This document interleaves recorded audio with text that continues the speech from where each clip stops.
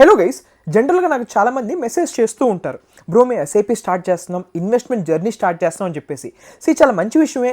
మీరు early age of the లైఫ్లోని మీరు investment planning గురించి థింక్ చేస్తున్నారు, ఫినాన్షియల్ ప్లానింగ్ గురించి థింక్ చేస్తున్నారు, గ్రేట్ థింగ్. కానీ నెక్స్ట్ క్వశ్చన్ నేను ఏమడుతానంటే, మీ పేరెంట్స్కి హెల్త్ ఇన్సూరెన్స్ ఉందని అడుగుతా. ఉందనే వాళ్ళు ఉందని చెప్తారు, లేదని వాళ్ళు లేదని చెప్తారు. ఇమీడియట్లీ నేను అడ్వైస్ చేస్తానంటే మీ పేరెంట్స్కి హెల్త్ ఇన్సూరెన్స్ తీసుకోండి అని చెప్పి అడ్వైస్ చేస్తూ ఉంటాను. రీసెంట్గా ఒక పర్సన్ అయితే ఏమన్నారంటే, ఇలా ఎస్ఐపి జర్నీ స్టార్ట్ చేసి నేను చెప్పిన వెంటనే మీ పేరెంట్స్కి హెల్త్ ఇన్సూరెన్స్ ఉందా అని అడిగా. లేదని చెప్పారు.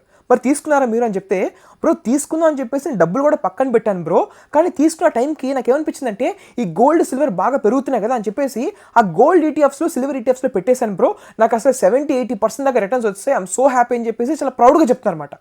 So that's absolutely bad, that's terrible. గుర్తుపెట్టుకోండి, ఒక హెల్త్ ఎమర్జెన్సీ అనేది ఒక ఇంటికి ఎప్పుడు కూడా తలుపు తట్టి రాదు.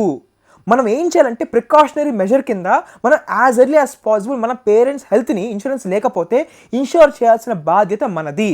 నేను చెప్పే జాగ్రత్త వినండి. ఎవరైతే కార్పొరేట్ ఎంప్లాయీస్ ఉంటారో, ముందు మీరు కంపెనీలో జాయిన్ అయిన వెంటనే శాలరీ వస్తుంది వెంటనే అసలు ఫస్ట్ ఆఫ్ ఆల్ వాళ్ళు ఇచ్చే ఆ ఇన్సూరెన్స్ మన పేరెంట్స్ నేమ్స్ ఇంక్లూడ్ చేస్తాం లేదో చూసుకోండి. అసలు ఆ కవర్ మన పేరెంట్స్కి సరిపోతుందో లేదో చూసుకోండి. చాలా సినారియోస్లో ఏమవుతుందంటే, మీరు ఒక కంపెనీ నుంచి వేరే కంపెనీకి షిఫ్ట్ అయ్యే టైంలో అప్పుడు ఇన్సూరెన్స్ ఉండదు, పేరెంట్స్కి మీకు ఉండదు. సో కాబట్టి సపరేట్గా ఒక ఇన్సూరెన్స్ పాలసీ తీసుకోవడం చాలా మ్యాండేటరీ, చాలా బెటర్. అసలు ఫస్ట్ ఆఫ్ ఆల్ మన పేరెంట్స్కి ఏమేమి ప్రీ ఎగ్జిస్టింగ్ డిసీజెస్ ఉన్నాయి మొత్తం స్కాన్లు తీయండి, రాసుకోండి, ఏమేమి రాబోతుంది డిటెక్ట్ చేసుకోండి, డాక్టర్స్తో మాట్లాడండి.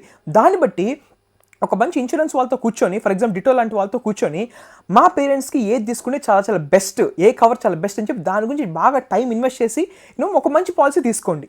అది సార్ట్ చేసిన తర్వాతే, వాళ్ళది సెక్యూర్ చేసిన తర్వాతే నెక్స్ట్ దేనికైనా వెళ్ళండి. అలా అని చెప్పి నేను డబ్బులు సంపాదించుకోవడం రాంగ్ అని చెప్పట్లేదు.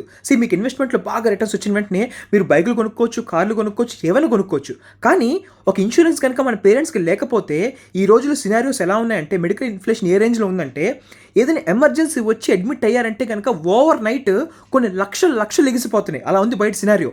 రీసెంట్గా ఒక సర్వే ప్రకారంగా India is just 1 medical bill away from poverty. చాలామంది ఇండియన్స్కి ఇది సిచ్యువేషన్.